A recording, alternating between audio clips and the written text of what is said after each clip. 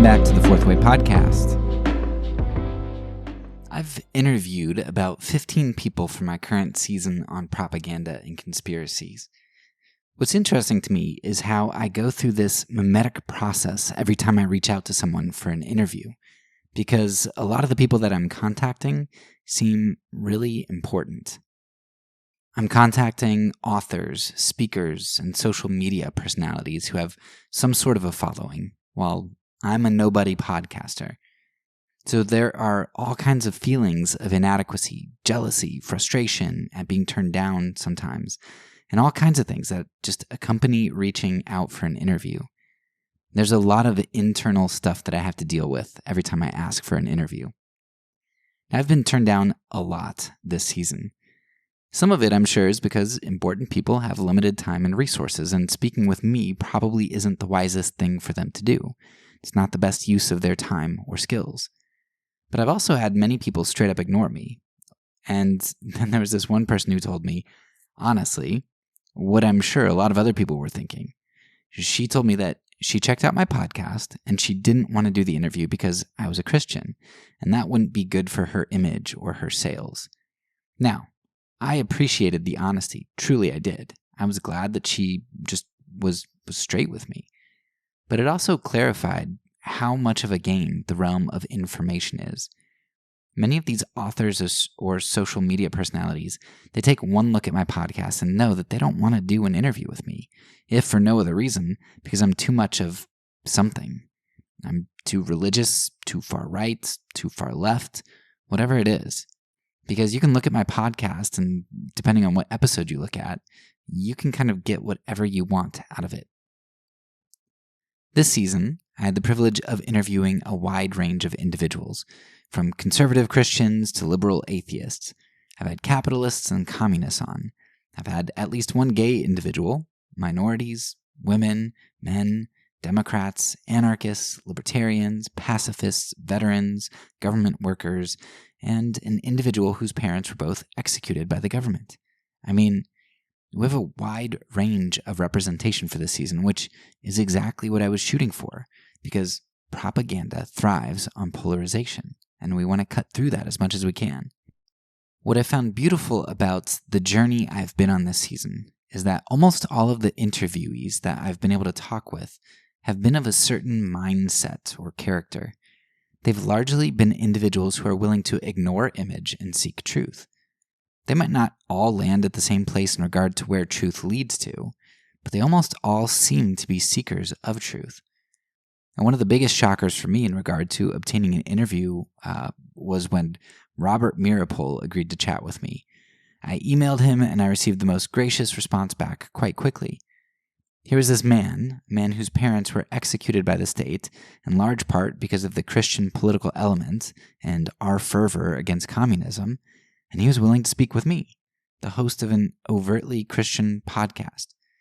Now, that couldn't possibly make him popular in his circles if such a thing ever got out. Yet, who I seemed to be on paper had no bearing on Robert's willingness to have a discussion with me. The point is, pretty much everyone that I've talked with this season has been a moderate in a certain sense. I can think of maybe one exception when I look back over my interviews. Now, I don't mean that they were moderates in terms of their politics or their theology. I mean that they seem to be moderates in terms of their epistemology. They're willing to hold their beliefs up under scrutiny and present those ideas on a platform irrespective of how unimportant I appear, how threatening my beliefs might be to their image, or anything else of that sort. They simply are happy to talk about beliefs that they hold dear because truth matters to them. And truth comes about through evaluating ideas, not through isolating ideas in affirming echo chambers. Today's guest, David Gornoski, fits in with everything that I've just said. He's way too important to be giving me the time of day, yet he very quickly agreed to sit down and have a discussion with me. I asked David to a conversation because he has a solid background in an ideology I've long wanted to delve into, but just never got around to it. René Girard and the idea of mimesis. If you're at all familiar with the topic of mimesis, you'll know that much of what the concept focuses on has a strong relation to issues of violence and nonviolence, hence my initial curiosity about it, quite a while back. But as I've begun to listen to David unpack Mimesis, and by the way, thanks to Jesse for recommending David's show to me. Anyway, as David unpacked Mimesis for me, I've been amazed at how much overlap there is with concepts centered around propaganda. And I suppose that shouldn't be too surprising because propaganda, like violence, is just another form of manipulation, coercion, and control. So hopefully we'll be able to draw out some of those big ideas and connections in this discussion. And so without further ado, here is the interview with David Gornoski.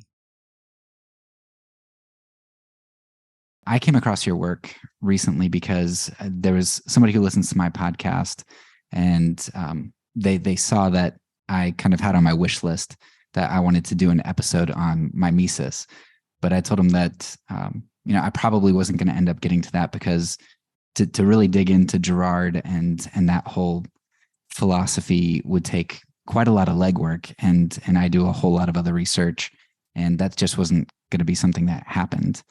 But this person said that I really needed to check you out because, that's kind of your wheelhouse. That's really what you focus on doing. So I started listening to some of your episodes. I just put it on 2-speed and I listened to like probably 10 in a day, and I loved it. And it was exactly what I was looking for. So I was glad that you were able to make the time to come on and chat with me. So before I start grilling you, though, I would love for you to just give yourself a brief introduction, whatever you think is important, and talk a little bit about what you do. I'm David Gornoski, and I'm a writer, podcaster, radio host. I do some video production for different film series that I do called Things Hidden.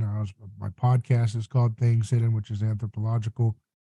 My radio show is called A Neighbor's Choice, currently online only, as we are taking a break from terrestrial radio on that piece for now. And then I have a podcast on seed oil called Seed Oil Survival, which gets into 90% of diseases are caused by this chronic disease. Chronic diseases have been caused in the last 100 years by this ingredient. And then we explore that. We bring scientists together, doctors, everything for that, researchers. And then we also do Science and You, which is our physics show with new physics and engineers, and we look for the Galileos of our time. We also do The Science, which is a series about public health policy and mismanagement of that field, and things we can do to make sure that this atrocity never happens again, which they're probably looking forward to see what happens next. And we have to look forward to being smarter. And all of this goes back to what you talked about, which is mimesis, which is human behavior and human nature. And that's what draws our desires. And it's not something that is hard really to grasp. It's something that's very intuitive to understand, which is that we desire what other people desire. And that includes what we think they want to acquire, including their status and the things that they seem to be wanting. All right. So you would summarize mimesis as desiring what other people desire, basically. What's that? Say it just to focus, make sure I'm hearing you correctly. Desiring what other people desire? Yeah. When you desire, okay, so when we have needs, right? Needs are what we would say are your basic survival things. You need shelter, food, water, things like that, mating. Those are things that are needs, are more instinctual. But then after that, you have a lot of other things that are called wants. And those things are not really instinctual as such. That's a layer of want that's added on top of your need instinctual mechanisms. And that want is something that we are designed to be very masterful at imitating one another. That's how we learn language.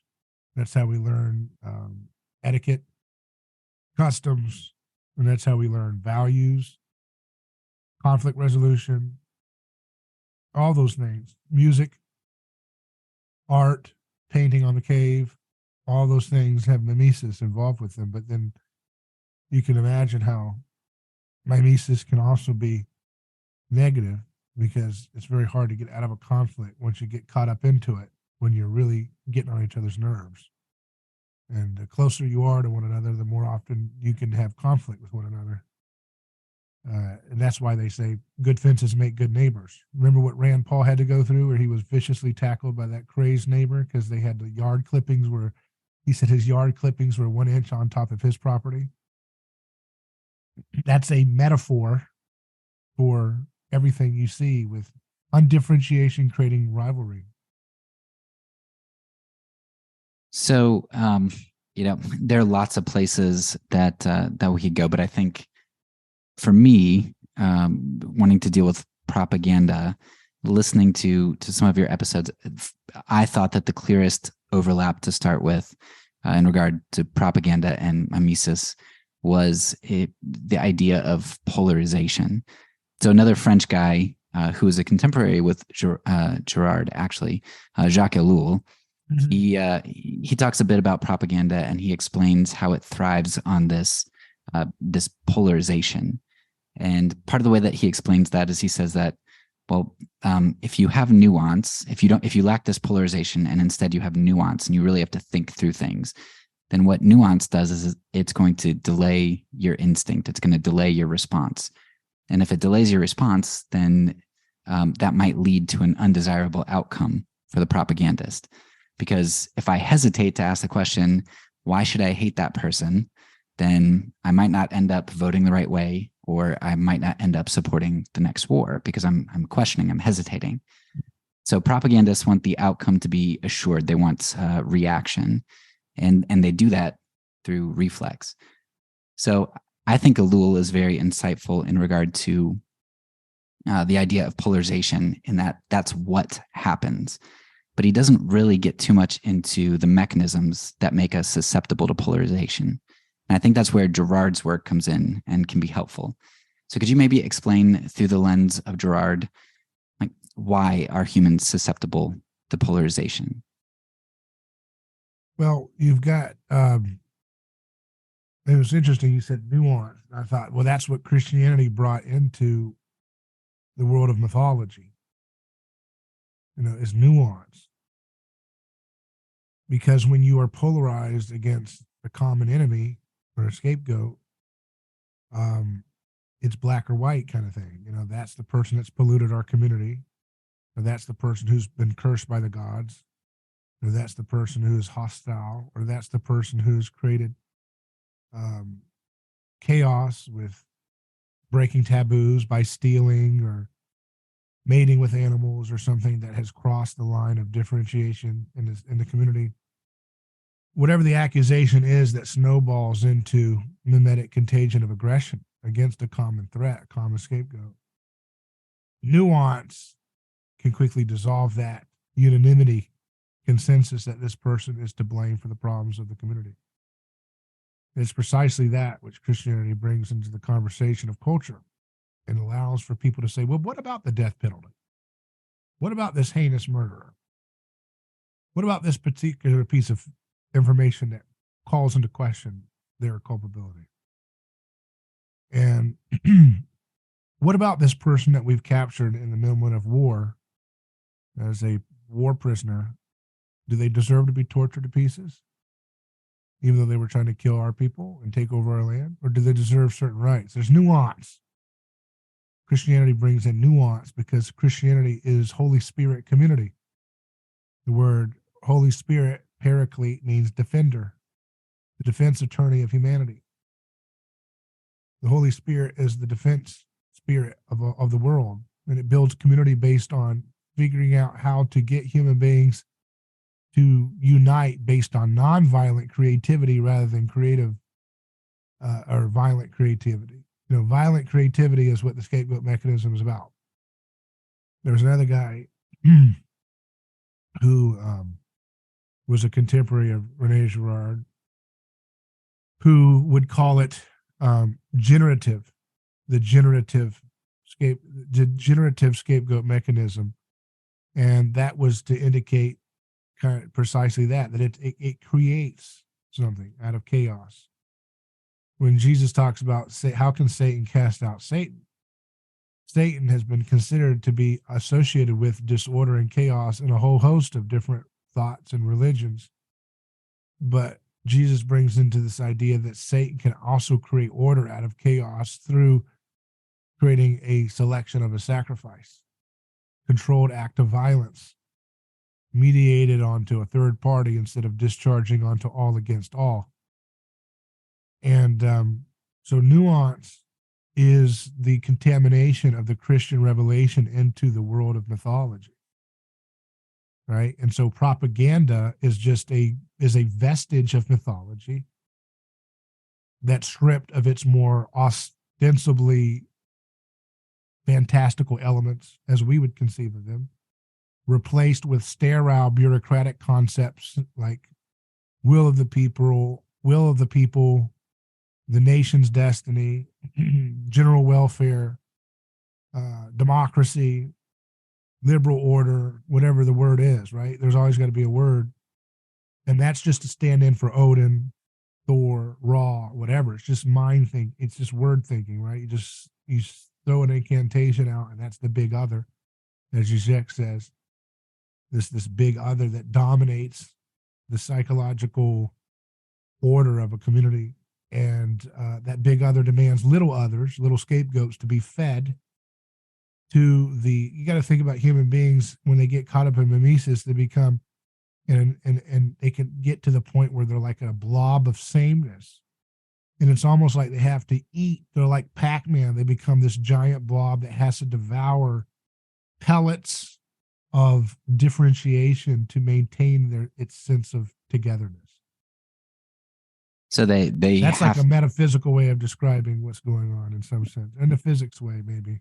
Yeah, in one of your episodes, you talked about, how mimesis can unite a group in its hatred, and so if there's nothing for them to aim their hatred towards, then there's really nothing unifying them anymore. Is that correct? Yeah, and or if they're aiming their hatred to each other, then that's going to end up in disorderly violence, right? If everybody doesn't trust each other and everybody is mad and envious and jealous and competitive and obsessed with beating the other and insecure in their emotional state and all this, when they have all that, it's hard to have a cohesive, successful society. And the things that trigger those things are things like scarcity driven issues like famines and plagues and so forth, but it could be an ordinary thing. It could be the arrival of a new ethnic group that comes to visit that tribe that creates a little bit of nervousness that can snowball into problems. So they don't, it's be careful that a scapegoat mechanism doesn't mean that the people are cynically choosing someone to blame in a plot to slander somebody. They truly believe the person is guilty.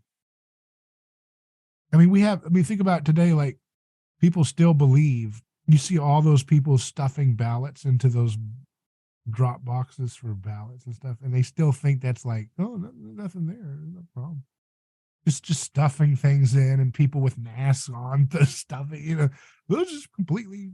That's first class democracy right there. I mean, and they believe it because the crowd, including a lot of respectable, and I don't even care. Like that's not even an issue that I'm talking about, and I'm saying it in a vague way to protect your platform.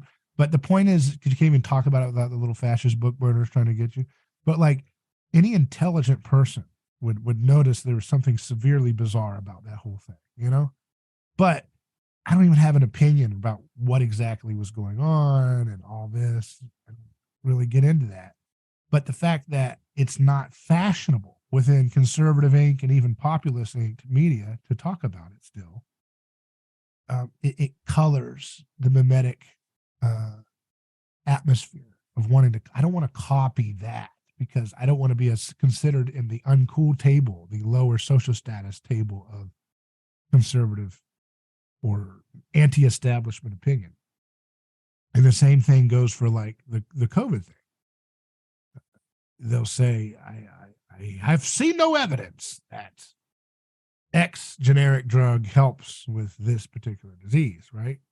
I have yet to see evidence, and yet we know of so many examples of people who did generic drugs or natural things, vitamin D and so forth, that did wonderfully with this by the millions. And we know of people who did everything they were supposed to do, took every iteration of that failed product that was supposed to be the miracle drug, and they're injured and they're having problems and there's nothing they can do.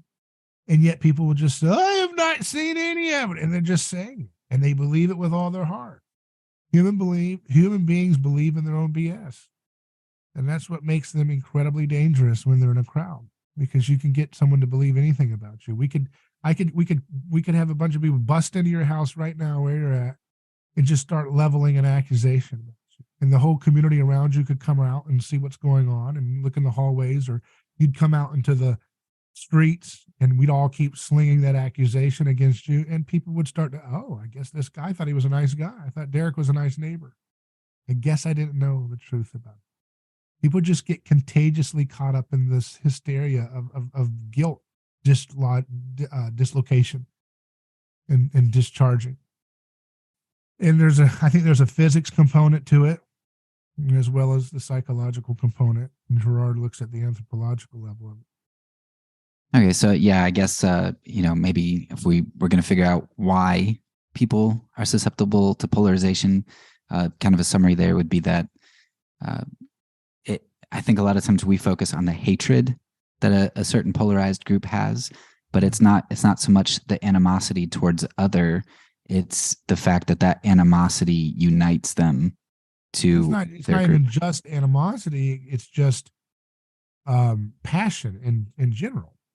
Because if you think someone truly is the blame, like libertarians scapegoat the state.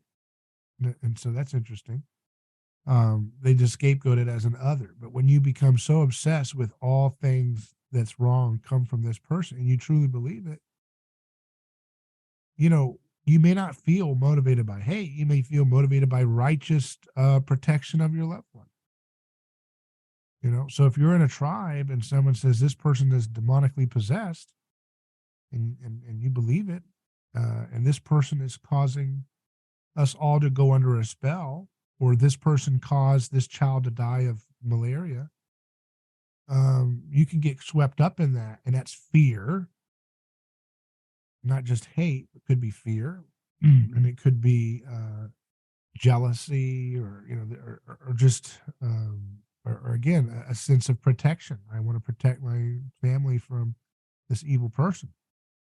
And people just copy the desires of those around them. Now, at a day-to-day level, that causes a lot of obsessive rivalry, because you can't really do a good job with your business when you're always fixated on beating your opponent. Because when you're fixated on beating your opponent, you're not actually fixated on doing an excellent job. So if your opponent says red shirts are wonderful, and that you're going to say, well, I'm going to only wear blue shirts. Okay. Well, that's not, you're obsessing over your opponent rather than serving what your actual customer or service is that's needed to be done. And that can create dysfunction. And so all of that can build up, and you have bad blood. When everybody's pointing fingers at everybody else, it's going to be inevitable that that's going to be a place of bad blood and dysfunction. So if you can't turn those finger pointings into finger pointing in the same direction, then you're going to have a problem with creating cohesion and unity. Yeah, I want to run with that train of thought that you were having, where you were talking about how basically groups, and you use the word crowds, I think, and that kind of brings up my next question, that because I think identifying crowds is a vital aspect of mimesis, since it relies on others and groups of others. There were two people who were kind of influential for me recently. Another Frenchman, that's kind of a theme for tonight, Girard. And now there's this guy at the turn of the 20th century named Gustave Le Bon, and he wrote a book actually entitled The Crowd. And in it, he talks about how the crowd actually, when they get together, they kind of, instead of being a bunch of individuals, the crowd as a whole actually takes on an identity of its own. And he talks about how like these crowds will en masse perform an action, like a really heroic action, like an army telling all their people to do a suicide charge. Yeah. And they do it, or even despicable acts, like they'll the lynchings are a great example of that. And we got this other guy a little bit earlier, but Soren Kierkegaard, and he spoke against the crowd. He actually has a book called "The Crowd is Untruth," and in that book, he has a quote where he says, "A crowd in its very concept is untruth, since a crowd either renders the single individual wholly unrepentant and irresponsible, or it weakens his responsibility by making it a fraction of his decision." Mm-hmm. So I think both Laban and Kierkegaard have individuality as a good that has to remain in view, because in the crowd, a new entity, which is untruth, is formed. So you were just talking about the crowd and how that's important for Girard.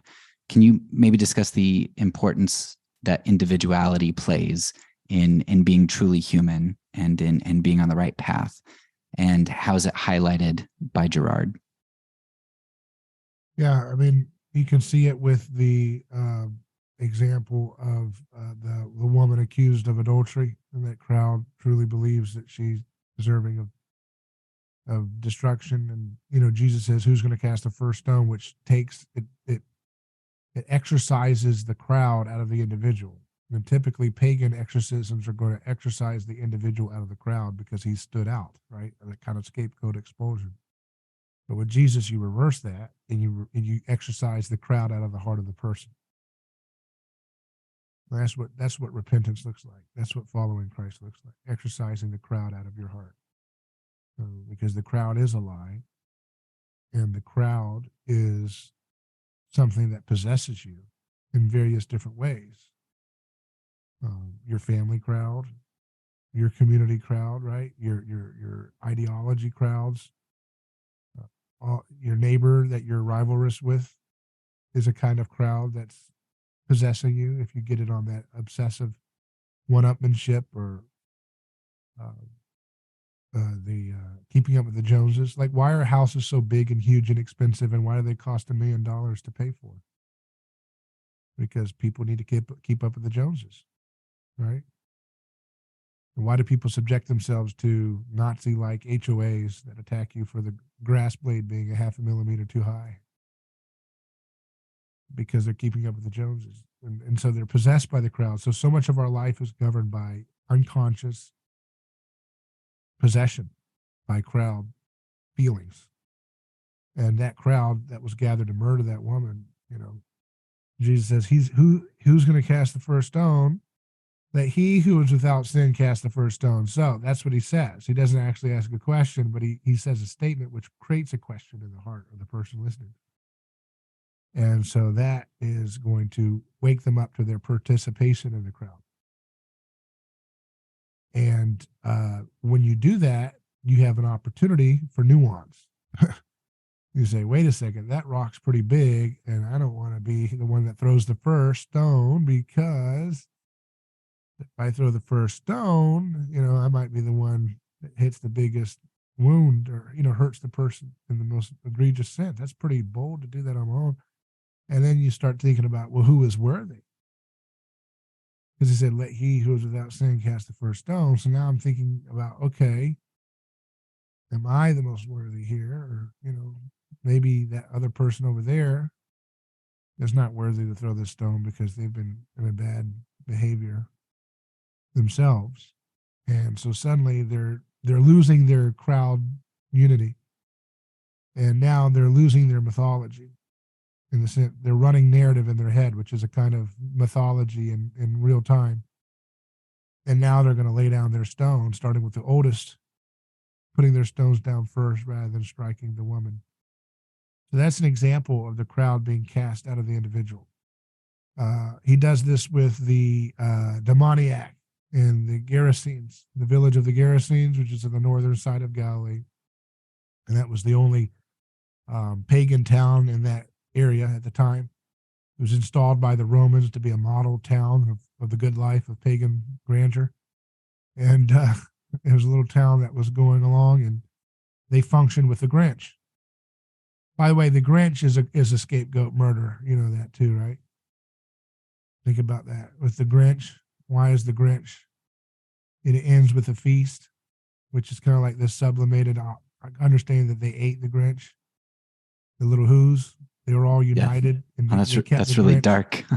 Yeah, it's unfortunate, but it's a real mythology in real time, where they otherize the Grinch. They're writing it from the Who's perspective. You don't know the Grinch's perspective. It's right. They're writing his ugliness, his monstrosity into his name, which is what humans tend to do with their victims. So mythology is heavily symbolized because it's so far back in time. It's so nice entrenched in the scapegoat mechanism that it generates a lie in what it creates. It generates a lie in the sense that it says gods were killing this god or that god, and this popped out the earth, or this popped out water, or so forth and so on. It's very cartoonish and abstract, and therefore we don't look at it as a cover-up for murder. But what's going on is that when you murder a scapegoat, there's such a transformative experience of relief and such a unifying sense of oneness that comes from that experience of having overcome a common witch. Ding dong, the witch is dead. Remember that? They were excited. They had catharsis, and they were united with Dorothy, and they were in ecstatic union together, the little Munchkin land. And so that created a kind of high that created a meaning of, wow, man, that's a wonderful thing. So now, whenever there's a crisis of differentiation burgeoning again, they'll say, well, what did our ancestors do? And they'll recreate that spontaneous murder, which was not a cynical plot to slander, but truly a sincere, in their mind, perspective of trying to deal with the problem. And they'll recreate it in the form of ritual sacrifice. And that's why all the religions of the world do ritual sacrifice. That's why one of the most ancient forms of it is immurement, which is the laying of a victim in the beginning of a city underneath the cornerstone that's laid down, and you lay a live victim underneath that stone, and you smash the stone onto them and kill them, and that's the blessing of the new city. Now, the people, when you ask them, why are we doing that? They're saying, well, we're doing that to not disturb, to appease the gods and the spirits so that they don't curse this new city or new town or new temple. But in reality, the gods are a projection of the crowd. The gods are what they project into the sky, which is a shared experience of transcendent oneness. Why do they say it's a god? Because they say, well, our ancestors said some strange person did these weird taboos and broke some taboos, and then we came together and they flew off into the sky, and that's a cover-up for murder. They threw them off the cliff and brought rain and sunshine the next day. And so the idea is that something could be so evil but yet also be so salvific, as a reminder to the people, this is what you do when you need to stave off runaway chaos and evil spreading. You give a sacrifice in honor of the original God, who was himself a victim, right? But the crowd writes his story or her story for them and writes the guilt into them. And that's why so many different gods have their early stories are pranks and tricks and little wicked little mischief deeds and taboo breaking things and rape and bestiality. And then later on, their stories, as they continue, are like, oh, well, they saved us from a war. They saved us from an earthquake, or they saved us from this or that. Well, what you're seeing is a mythologization of the psychological transference from guilt, evil, demon to salvific savior, who just was trying to show us the way of peace and unity and how to overcome, calamities in the future. Because it's not that the rain, it's not just that it's deadly, that the famine is caused by the lack of rain. It's even more deadly what human beings do when they're very, very hungry and there's a lack of food. Right? And so the way the mimetic contagion of violent aggression is just as much as a plague as the famine or the bug that's causing pestilence. And in ancient literature, they tend to associate social disorder as a synonym for plague, actually. Interesting. Yeah, this might be a good time. I feel like you've kind of laid out Mimesis and the crowd really well, and how the crowd kind of guides our actions, how we respond to the crowd. But you've talked about something that's really fascinating to me as well, that deals with the crowd, but it kind of actually seems the opposite at first. You talked about reverse mimesis, which is this action that you sometimes see people take, which embraces the extreme almost for effect. And I think you gave an example of something like, this kid growing up in rural Kansas, like farmland, and all of a sudden one day he or she walks into school in like dark goth attire and like all this black eyeliner and stuff. And you're like, wow, they're an individual. But no, they're actually not really being an individual, even though as an individual they stand out a lot. They're still actually controlled by the crowd. So could you talk about this, the reverse mimesis, and how the crowd is still at play here? That's what, if everybody is a statist, then you become an anti-statist because you want to stand out and be different. But do you really truly oppose the state by just criticizing the state? You see what I mean? Jesus didn't oppose the state by criticizing it. He wasn't a philosopher. He was a performance artist, so to speak. He was doing action, and that's how he changed the state, is by performing signs and wonders and healing and disrupting their boundaries of violent differentiation and so forth. But yeah, I mean, that's something that governs a lot of the lie of individualism and romantic notions of the self, which is that, we are the fount of our desires, and we choose what we want from some kind of objective, mysterious stimulus in our hearts, right? And the case actually is that those who are more inclined to view themselves as unique little snowflakes are the ones most owned by the crowd. When someone says, I have found my true identity and it's this, 10,000th new gender, that in their mind, they feel like they're the most unique little individual they've ever conceived of because they found the 10,000th new gender. But to everybody else who's not possessed by that same crowd spirit, they're going to say, actually, you're very much a part of the crowd. You would never have done this in 1999. You wouldn't have done this in 2004. You wouldn't have done this in 2010. You wouldn't have done this in 2016. It's only, you're a product of your age. And your desires are shaped by those around you. But we don't like to admit that. We always want to make it look like we were the ones that created it first. That's why people get really out of fashion when something becomes too popular. Like Jordan Peterson got really popular and then he became not as cool, right? It also came along with some things that he came out with that people disagreed with, but then it became like really cringy and uncool to like Jordan Peterson because he hit a certain tipping point where he was really fashionable amongst even like baby boomers and stuff. And now his book was in Walmart and stuff. It was supposed to be something edgelord online. Once it became famous to a certain critical mass, it wasn't cool anymore. It's the same reason why people say, I like Star Wars before you did. But I was into skateboarding before you were into skateboarding. You copied me. I got you into it because we don't want to admit how much alike we are. And so we create these little running narratives in our heads called ourself. Ourself is an amalgamation of these little narratives that we tell to try to like create this unique individual island kind of distinction from another. And that's why people don't like it when someone imitates them too much. People tend to want to be imitated, but from a distance. They don't want to be too imitated. Because they're too imitated, then they're going to be losing their sense of self. And then they're going to be in a state of like chaos. And I mean, you can see this on a surface level when you look at, like I've said before, like that monkey see, monkey do thing where people copy what you say. And you just keep copying it. Have you ever seen a kid do that? I mean, I was a middle school teacher for a bit, so we got I was into a middle some school teacher for a little bit. So, you've heard them do that, right? yeah, yeah. And they'll just go on and on and on. And it's so annoying, right? It's just so annoying because it feels like it's never going to end. I think that speaks to a little bit of the window of how human beings view mimesis when it's too close. It's maddening.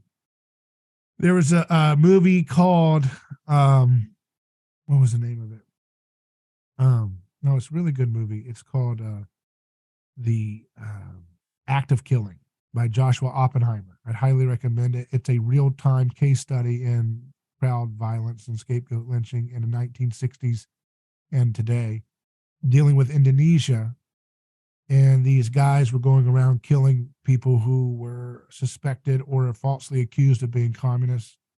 And they were going around killing people and taking their stuff and just going to these bloodbaths with machetes. And they said that after they would kill some of these people, the people are still alive. The perpetrators of these killings are still alive and they're in power. And they're saying, we would drink the blood of our victims so that we wouldn't lose our minds. Remember what I said earlier? That the crowd is like a Pac-Man of sameness and it has to devour pellets of differentiation to keep its sameness going. I'm telling you, man, there's something there to that. Because they think, I mean, they're experiencing the very thing. It's like they have to devour their victim, which is wholly different from them, from their experience, in order to maintain their kind of ecstasy of unanimous violence that they're partaking in.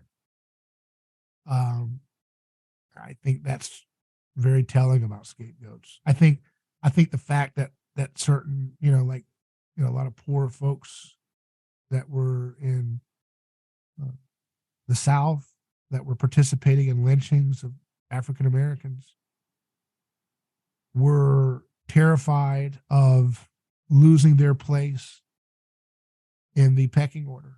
And they felt like they wanted to make sure that there was someone who would be considered wholly other, in distinction from them being relatively wholly same as their richer, wealthier counterparts in the community, by saying, well, we're united in killing this person in their otherness. Does that make sense? So you see this kind of attempt to, I'm unified because I'm terrified of that. Actually, if I don't unite in the expulsion or devouring of this person and their property or their dignity or life, that somehow we'll actually be realizing that we're a lot closer than we thought. And that's going to create rivalry, right? And then I could lose my position to become at the lowest of the pecking order if I'm in rivalry and competition. So we have to destroy their businesses, right? And always make people feel psychologically put down so that they don't compete and supplant them in the pecking order. And then if that happens, then they will be the candidate for sacrifice. Like what Trump supporters feel like they're being set up for, right? That, no one stands up for the white working class people, they say. And what's happening is the elites are looking at demographics and everything, that their trends and everything, and they're saying, okay, we're going to have a new scapegoat class. It's not going to be this minority group or that minority group or women in the 1810s or whatever. Now it's going to be, here's the scapegoat lottery, the demographics are as such. I'm not saying it happens randomly, but for whatever reason, it's now becoming that this group is the group that you can call incestuous. I mean, leftists will sit there on Twitter and stuff and say at a Trump rally, look how they're bred of incest. Look at their dental teeth, how ugly they're. Look at how low their IQ is. It's the only group you're allowed to talk about IQ. It's Trump supporters or right-wing working class people. You're allowed to impugn that. You're allowed to talk about their weight issues. Like you're allowed to say Trump's obese or whatever. You're allowed to say that he has horrible skin complexion. Yeah, you're not allowed to talk about obesity in the establishment religion for everybody else. Yeah, that's fascinating to me because I hadn't thought about that before, because there's so much. You talk about on Elephant Man and how the standards of beauty, and right now being overweight is kind of something that's elevated as beautiful. Unless you're part of the scapegoat class. Yeah, but then you've got the liberal media that talks about, well, Trump eats like 6 Whoppers or whatever, Big Macs a day. And yeah, I never thought about that. Because you're supposed to become obese by eating kale loaded with seed oil dressing, not, not the classic foods that got you obese. That's considered, that's passe. But again, no, like a lot of the members of the Democratic Party coalition eat at McDonald's just like Trump, and they're not castigated for that. You're castigated for eating at McDonald's if you're with the identity group or whatever that's associated with Trump. Okay, you're not allowed to talk about low IQ in any way, except if it's Trump supporters or those types of people, working class people. And you're not allowed to talk about income, poor. You're not allowed to talk about the poor being bad unless it's a MAGA rally. Then you're allowed to talk about it with glee. You're not allowed to talk about people dying from COVID unless you're Herman Cain and you go to a Trump rally. So, and that's a narrative that's shared by much of the establishment media with glee, and it's a shame, and people recognize it, and it's unfair. But every time people recognize it, they always point out, well, but there's all these other scapegoats that are in the Democratic brand. And so, because whenever you're transitioning from one scapegoat identity group to another, it's not a clean break, right? So there's a transition. So you can always point and find examples of stuff that fits the pattern that, no white people are ever suppressed or oppressed. Never happens and ever. Since the dawn of time, since Neanderthals have existed, whites have been supremacists. And, that's stupid. It's just another mythology, right? Just another mythology. Yeah, and I mean, the solution would be to not scapegoat at all, but they feel like the way that you fix the previous scapegoat, the previous scapegoat. Yeah. I want to kind of move on to a different topic. We'll kind of bring this all back together in just a minute. But it doesn't, by the way, fix it, because the previous ones that were beneficiaries of the scapegoating of the original of the previous scapegoats, the people who benefited from that pecking order are still at the top in the new pecking order. It's never their kids that, Yeah. Nobody who's a Morgan, or a Vanderbilt or whatever is part of the team being pummeled by the new, you're the cause of all problems. They're happy. They're the ones putting on the Antifa mask and pretending to be communist ninjas, Yeah. They're rich trust fund kids. Because the first shall be last and the last shall be first. And they're trying to imitate Jesus' aesthetic by being a billionaire trust fund kid and dressing up as a ninja for communism. Yeah. Because they're swimming in Jesus' fishbowl. They have to play by those rules to try to have social clout. So they're like hermit crabs. They're hiding under little shells that are Jesus aesthetics. We all are if we're rebelling. Yeah, I'm sure I am at times. In one of say now, you said, I'm sure I am at times too. Yeah. In one of your series that I listened to, it was really interesting because it's a topic that kind of fascinates me. But you were talking about demon possession a little bit, and it's fascinating to me because my family we've had a personal experience with that here in Romania, which I can talk to you about if you're interested later. But you and your guests highlighted something that I really hadn't thought of before, which is the tendency for the demonic to isolate. Yeah. And the reason that was really interesting to me is because in propaganda, it's the same thing. Like when you get to abusers, a big tactic for abusers is to isolate individuals, whoever the victim is, to isolate them from the outside. Polarization, even though that's done in large groups, like done in crowds, still that crowd is isolated, right? If I only watch Fox or I only watch CNN, I might be a part of 10 million other people that do the same thing. but we're isolated in our group in an echo chamber. So what I would like for you to maybe briefly discuss is talk a little bit about the demonic and the use of isolation as a tool to feed off of the isolation of others.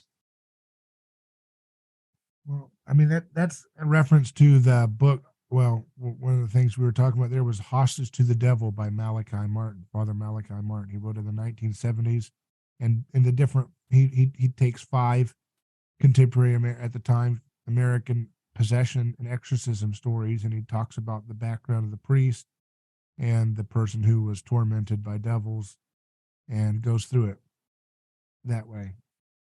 And there's different thoughts about what's actually going on with possession. You can look at it from an anthropological perspective only and say it's not an entity being jumping into them, but rather if human beings are spiritual beings and we are made in the image of God and we have that divine spark with us and we're divine and we're divinely made in the image in such a way that we're shaped by the Trinity being relationship in one being, then that means relationships around us, that's mimesis and the way it looks, is going to shape our being, and we're going to be made to be in relationship with others to find our sense of wholeness and completeness, because just like the Trinity is 3 in 1, we're going to have interrelationality involved in our very sense of wholeness of being, right? The problem is we idolize those neighbors, and that becomes a scandal for us. But some would say that demonic possession is when those spiritual energies of mimesis are getting scrambled up because of sin or whatever, that you become possessed by voices of those around you to the point where you take on a different voice and you manifest these spiritually bizarre behaviors. Now, other people take the more traditional classical approach of this is the story of the fallen angels that fell from Satan's choir and they're jumping into you. And I try to just have a conversation where you can look at it from both angles if you want to. But one of the things that's going to be clear, Jesus, is that if we're made in relationship, then Satan is going to want to divide and conquer, right? And so you can be very alone in a crowd. You can be very alone in a crowd. You can be very isolated in a crowd if you're not in a loving relationship that is Trinitarian in its shape, and meaning self-giving, reciprocal self-giving, reciprocal sacrificing, right? Giving up one's right to oneself to make way for the other's needs. As your Heavenly Father does, you imitate that same pattern in your relationship of service and not reacting in a mimetically tit-for-tat way when they insult you. Stopping the mimetic cycle by discharging it with joy, or Aikido, by allowing them to see the futility of their action, like turning the other cheek is meant to show the stupidity of the whole insult doesn't bother me, and it's discharged itself. Do you want another attempt to just insult me? So yeah, I mean, all of that, possession is going to drive you into isolation. You connected it to propaganda. And that's interesting because I saw that Father Malachi Martin was brought in, did you know, by the U.S. government in the Fort Bragg was where they did a lot of their psyops. They developed a lot of their psyops, and apparently one of them went really bad. Yeah, I heard you reference that. Yeah. Yeah, and Malachi Martin was brought in to like do an exorcism on the base, and someone's making that into a movie. It'll be interesting to see if it's factual or accurate or whatever. But I thought that was really interesting that, like, the very sources of a lot of these, the finest propaganda the world's ever seen, in some cases with Hollywood and stuff, and our government, that they were getting into this stuff, and they felt the need that they needed to bring in an exorcist to clean up the mess they had made. And it makes you wonder, how these things work and what does it mean to wrestle against principalities, and what does it mean that Satan is the prince of the air, and so much of our thoughts are shaped by words that are spoken into the air through media, and radio airwaves are blanketing you with their, and I think there's something to it that, in a physics sense, the the messages and the emotions and the intents and the passions that you send in a message on radio, on FM and AM, is actually literally, physically, subconsciously saturating the community that it's coming around in the tower. So you're almost being, if it, like, imagine in an experiment, if everybody's saying, I hate you, I hate you, I hate you on every radio station, and you're not listening to any of them, you're actually subconsciously being bathed in magnetic frequencies that are carrying that spirit of I hate you. Think about that for a moment, what that could do for the human mind. And now think about all the programming that you're bathed in when you're driving in their car, and you're not listening to any of that, and yet people are listening to music that draws out the passions for envy and lust and all that stuff, and you're soaking yourself subconsciously on a vibrational level in messages which are isolating and alienating and nihilistic. No wonder people feel like they deal with, problems with despair, and they don't know where it comes from. Yeah, so I want to kind of jump on one of the ideas that you're having in there, because I think the question about the demonic and isolation seems like it's like, well, where does that come from? How does that fit in? But you talked about community, and I think while I was thinking through Mimesis and I was thinking about crowds and masses, and I'm like, well, then it seems like if the problem is the crowd, then it seems like the best thing to do is to be isolated, like to isolate myself from the crowd, to be separate. Of course, as a Christian, I know that's not true. Sometimes Jesus did that. Sometimes he got away from the crowd to go rest, to get away from it. Right. But you use the word community, and Laban and others use the word crowd. And I think we can maybe make a distinction. Can you explain, we need community, but we don't want to be part of the crowd? What's the difference between community and crowd, and how do we make sure we're plugged into the right thing, the community? Well, community is one that recognizes that we're all sheep, and that much of this community is about recognizing and being aware of your passions and why they're. Now, it would help you to actually understand how much it is mimetic, but at least to be suspicious of your passions is a good start. And that's what Christianity has been able to do, even though it doesn't get you the full, most people don't understand the full mimetic package of the whole thing, right? And that doesn't give the full picture. But yeah, I mean, that's the crowd is the kind of breakdown byproduct of a community that's in dysfunction, right? A community that's in a state of charged up energy ready to offload onto somebody as a punching bag. Community is one in which you are learning to get along together non-violently by maintaining differences without violence, right? Maintaining differentiation without the threat of coercion to do it. So that's the idea, is like, can a society, for example, the drug war, can a society stamp out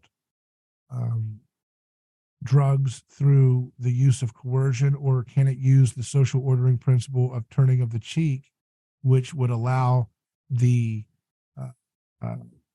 competition of drug dealers to be able to extinguish their ability to have the kind of stored up capital to control neighborhoods and communities generationally? Jesus' social Aikido principle allows overreach of ambition in the black market to dismantle its ability to maintain the kind of obscene profit margin that it was holding by having a black market. In other words, nonviolence is as a proactive social ordering Aikido principle that allows you to dismantle overreach and evil by not mirroring it back.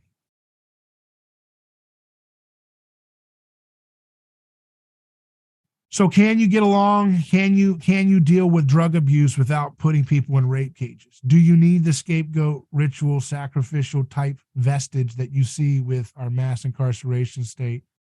Do you need that in place to maintain order, or can you use nonviolent creative means of getting people to lose their sight and desiring drugs? If you get rid of a sick culture, would it make people not desire drugs as much? If you stop using sacrificial violence to try to failingly stop a drug trade, when in reality it creates obscene profits for it, then, if you can't learn how to stamp it out non-violently, it won't result in anything but more and more dysfunction and chaos, right? Because people are not afraid of the law right now. People are serving time, they get out, they serve time, they get out, they serve time, they get out.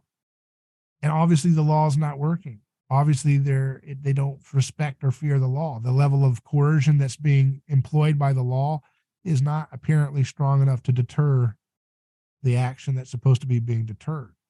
You see what I mean? So there's a fundamental existential crisis of differentiation, and to the point where we are so not interested in using the level of violence that we used to use before Jesus' cultural infection, that we don't even want to fathom the kind of brutality that would be necessary in the public square to get people to respect those acts of imposition of force. Does that make sense? Yeah, it does. You see, because I think this is an important part, and I don't talk about this part a lot, but it's so important. I call it the impotence of sacrifice. The sacrifice can't create catharsis. It can't create believability because we're not willing to do the level of violence necessary. We don't believe in the level of violence that we used to believe. Used to be there was a kind of semi-catharsis that could happen if you were throwing the witch, into the water. But now people are like, no, that's too cruel. That's too mean, right? And so there's no appetite to do the kind of unanimous attack and unanimous brutality to kind of put an end to it. Well, yeah, and we even hide them. I mean, prisons are hidden. Like nobody wants to see what happens to people now. Right. And you're hiring people to do things for you that you wouldn't do yourself. Exactly, yeah. Which is a kind of mimetic discharging. So the prison guards are a kind of scapegoat, and the prisoners are a scapegoat, right? So there's different layers of scapegoats where you can kind of offload your guilt and participation in the collective act. Well, yeah, and it damages all parties: the prisoners, the prison guards, children, police, military, like all of those occupations.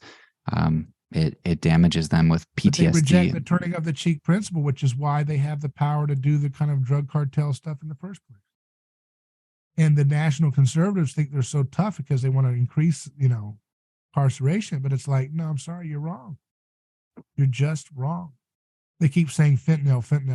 But I mean, and I understand that. That's a little tricky one. I'll be honest with you. I mean, the idea of having fentanyl distributed around freely in bubblegum machines, that's not what would happen. But I'm just saying, in a free market, I mean, that if you think about it, you can see, oh, that's pretty scary. And then you have to factor in the question of like foreign nations. If what they're saying is true, that China is pumping that in to try to like get back at us for what we did with the opium thing to them, I don't know. But when you're dealing with the nation level, warfare, I mean, then maybe there is a place to stop that at the border or wherever it's coming from, if that's true. That's the narrative I've heard. Yeah. But the idea of using they use that as a cover to go along with the nonviolent crime laws that we have for everything else, and they don't work. They don't. So they are brutal and violent in a slow way, but they're not vicious enough to deter. So it's like the worst of both worlds. Like I said, if you want, if people, these little conservatives people, if you wanted to stop marijuana, I don't want marijuana distributed. I want it to be criminalized. You'd have to do like crucifixions in the public square to get people to be so horrified that they wouldn't risk it. You know what I mean? If they saw people like moaning and groaning with crucifixions all through their town square, and the sheriff said, this is what's going to happen to you, and we're going to put this on public access TV, you'd be like, holy shnikes, I don't know if I'm going to sell this bag of weed. I think this actually deterred me. But when it's kind of like you go into prison for this many days, you get meals, you get street cred back from home when you get out, you get to join a gang, you get to still do drugs inside the prison or sell them. You can study, get a degree. There's a lot of, it's kind of a way you weigh stuff, Now, it does dehumanize you, and it does strip fathers away from kids and mothers away from their children, and horrific things. But it's kind of, you see what I mean? It's like a slow degradation, where it's not like acute, like, like public crucifixions, or floggings or something. Like, no one would do that. You're not allowed to do that. And now, and then those little people that want their right wing Caesars, they'll say, well, that's a bad thing. That's a bad thing. But they're just fantasizing, because they'd be, all it takes, they could make a thing that you should get flogged for doing Zoom too much. And all these little national conservatives would get flogged in the public square. You know what I mean? Because they'd say that degenerate to do Zoom too much. You should be out in the sunshine 8 hours a day or something. If you go too far with that, it's just nihilism of a different type. And they use that word too, anarcho-tyranny, but that's what they're calling for, really, when they go too far with these things.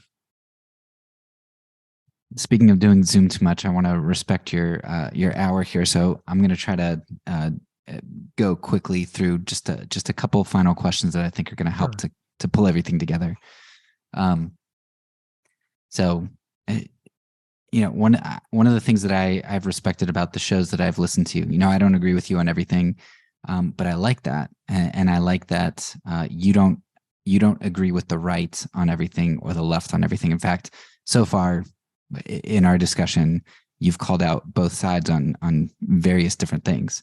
And when we're talking about community, one of the things that stands out to me, from the Bible, when it talks about building a good community, it says speaking the truth in love, right? So those two components, truth and love, go together. And one of the things I feel like you do is that, and a community is supposed to do, is to deal with hard truths that people don't want to hear. So, I've heard you talk about a bunch of different things. The one that stands out to me, you talk about gender identity, and that being a truth that you deal with that the left doesn't want to hear. But what I loved in your conversations that I heard you talk about, that you also kind of go against the right and their vilification of people who have these different ideas about gender identity, and just talking about how the right wants to scapegoat them. And so it seems like the idea, Girard's ideas, and your Christian ideal kind of drives you to speak truth, but to also have love towards both groups. And so you're able to kind of split the middle of the left and the right, and go wherever truth leads you. And wherever truth leads you, you're able to speak to the other side, or each side, in love. Can you talk a little bit about truth and love? That's not really a very specific question, but maybe talk about how you're guided by those things and why that's important. Yeah, if there's a subjective element to truth in that sense of being, in love. And so, if you go up to somebody who was a pretty rotten or mixed bag at someone's funeral, who was a mixed bag and really did some bad things, and you go up to their grieving child and say, let me tell you the truth about your dad is a horrible human being to me, is that it could be factually true, but it's not ecstatically true. Right? You see what I mean?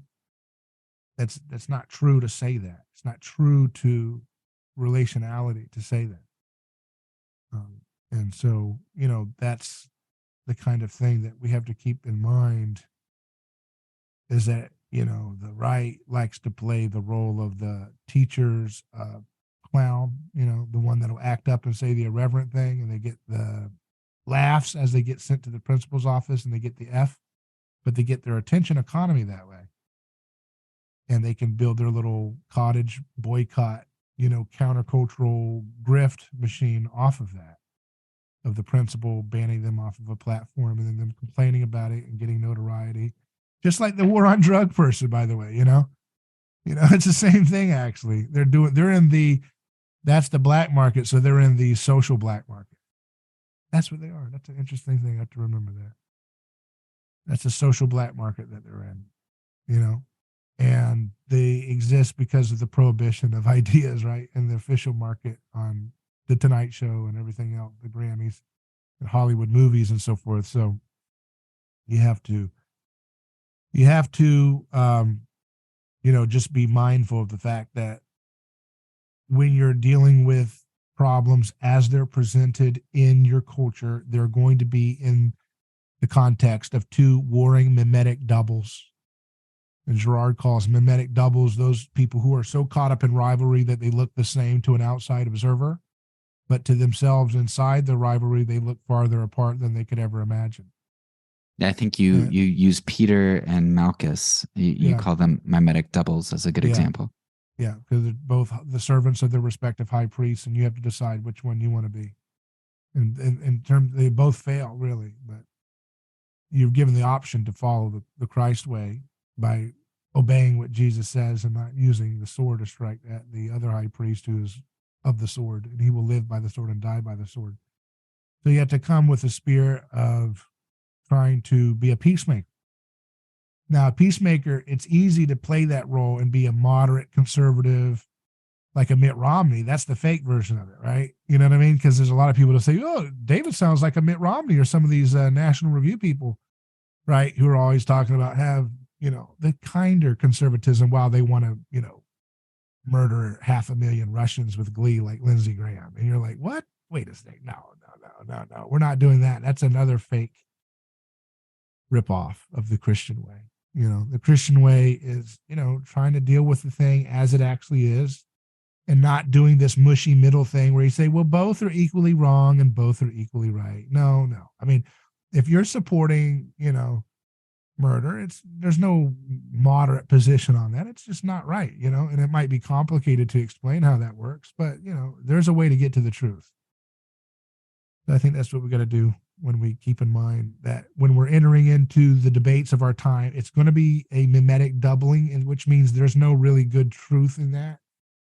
And the truth is the mimetic doubling and how alike the rivals are and how possessed by the crowd that they are and how they're missing out on so much opportunity. Like, why fight about, like a lot of people having gender dysphoria is because of seed oil. So get the seed oils out of the way and you'll solve a lot of the gender dysphoria naturally. I mean, literally, we had Dr. Kate Shanahan talk about the science behind that. Christians take a dispassionate view when it comes to matters of solving problems in the world, right? And they go to the aid of the pagan, even in the time of the Roman plague, even when the pagan was laughing at them as their family members were being torn apart by lions in the gladiatorial games. They went to their aid and took care of their pagan neighbor who was sick and gave them water and so forth and tried to bring them back to life when their pagan friends wouldn't help their pagan neighbor. Yeah, so that's speaking truth to love, right? Action. I think that right there is a really good segue for the last question, because there's something I've heard you bring up quite a lot, and I think what you just said kind of resonates on that same tune. Talking about the plague victims and loving our enemies and those sorts of things. It seems like historically Christianity's message has spread, and true solid Christianity has come. As Tertullian said, the blood of the martyrs is the seed of the church. The church has grown in quality and quantity through touching on this note that nobody else touches on. Everybody else is trying to sacrifice other, but the Christ way is to be a sacrifice, to end that scapegoating and to be willing to lay down our own lives to love our enemies.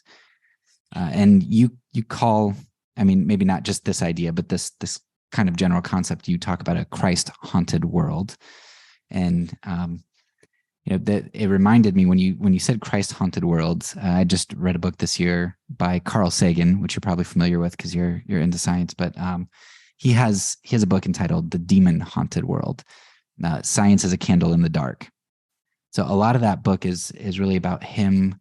He's trying to get people to see the world as he says that it truly is, rather than how those people perceive it or want it to be, because that's generally how we tend to see things.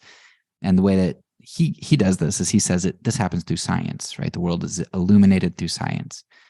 And the title kind of reminds me of, like the old maps they used to have at the edge of the map. It said, "Here be dragons," right? It's kind of like a dragon haunted geography.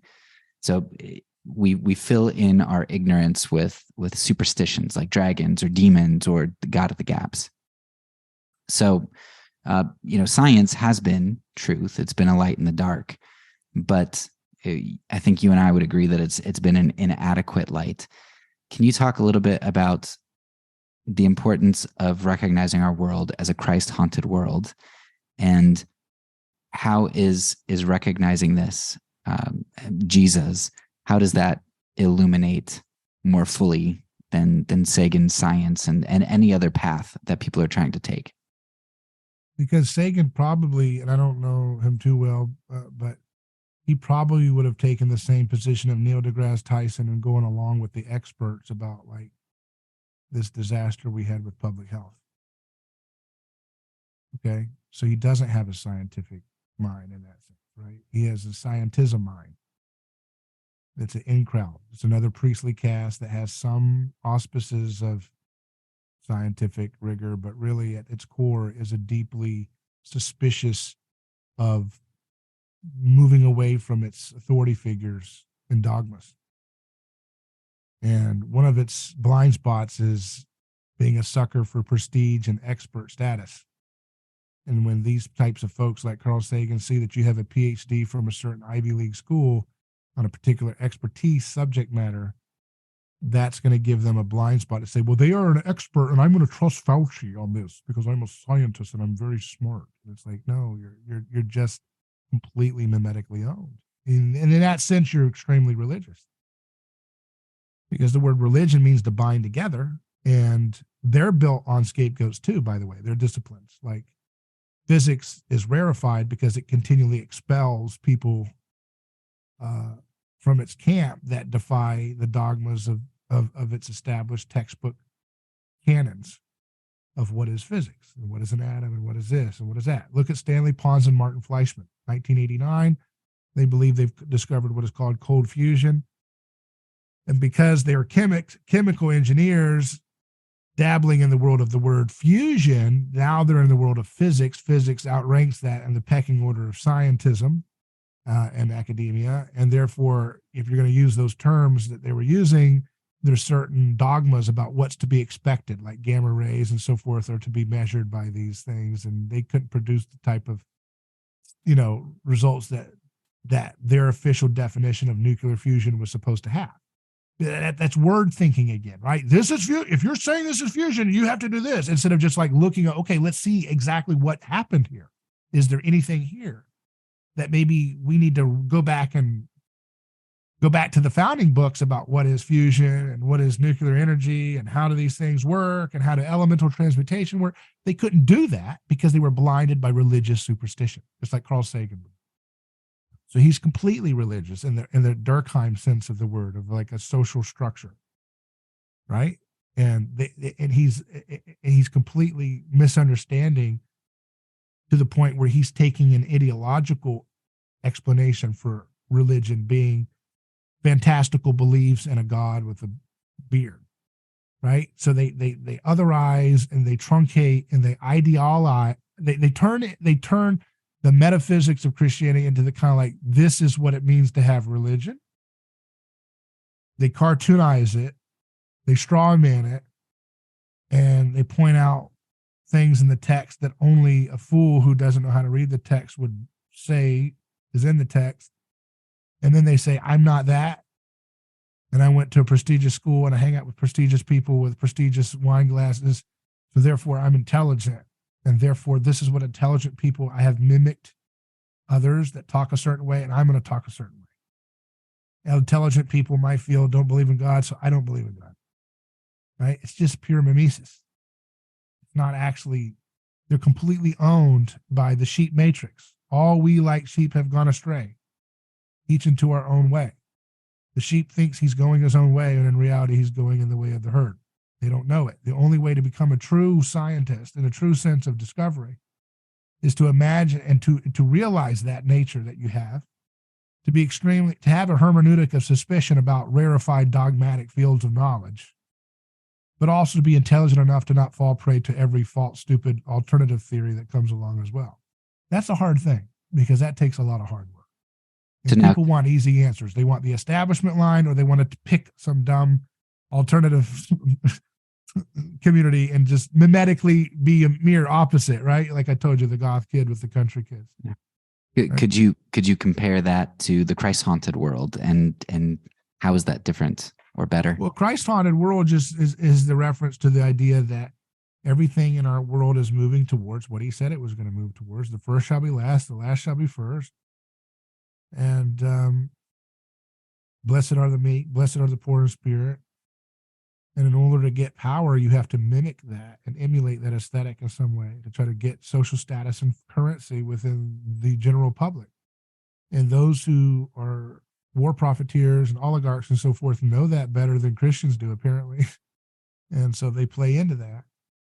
And, if you want to follow Christ, you have to repent of your participation in scapegoat violence. You have to be aware of the illusion of your distinct self being some kind of island of desires that you come up with on your own. You have to get rid of your envy and your desire to have social status to the point of doing really stupid things. And then free your mind. Jesus teaches us how to think. And once you learn how to think, then you can go up to a field that says, oh, we've already established this is possible, that's not possible. And you say, I will move that mountain because I have trust in Jesus. That's faith. I have trust in Jesus's way being the superior way. That because again, those fields are based on scapegoating. They expel people. They expelled Martin Fleischmann was discredited. He was a top of the line chemist. Stanley Pons is still in hiding in France. You think I'm joking when I say they're scapegoats? They're scapegoats. He still won't come back to America. He was a U.S. citizen. He won't talk to anybody about it. He's in hiding. He don't want to be talked to. You see what I mean? So that's what scientism is really about. That's what Fauci did. He expelled people. He was trying to censor people and get people off of Twitter. That's what they do. They're no different than Caiaphas. It is better that one man die than the whole nation perish. It's better that one chemist lose his career than the whole profession perish if we have to rethink what it means to have an atom. Ba-bam. That's your answer to Carl Sagan. A Christ-haunted world gives you the impetus to be able to see past the crowd and being able to have the courage to think for yourself, not react against the crowd, to think for yourself, which is very difficult to do. And then to be able to stand in solidarity with the misfits and the victims of your age, no matter which ideology tells you not to do that. That is a great, fantastic ending. So thank you so much. Yeah. Thank you so much for taking time out of your day and being willing to do this. Yeah. Great questions. That's all for now. So peace. And because I'm a pacifist, when I say it, I mean it.